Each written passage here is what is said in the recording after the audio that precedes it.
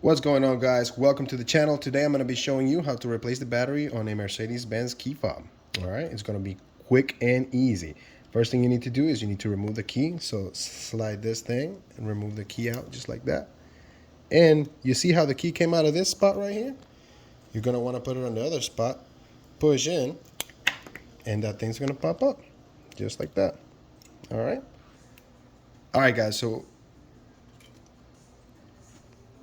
once you remove the cover, you're going to have to pry the battery out, and you can do so by putting a screwdriver or something on this end and then prying out just like that. All right. Now the replacement is fairly simple. This takes a CR2025 battery. Okay, it's going to be better. Like a pack of this, you can get it for like $5 on Amazon.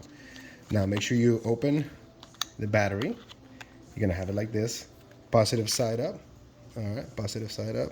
So we're just gonna slide it down and push down. And that's it. Now we replace the cover till it clicks. Okay, put your key back. And congratulations, you replaced your battery on a Mercedes-Benz key fob.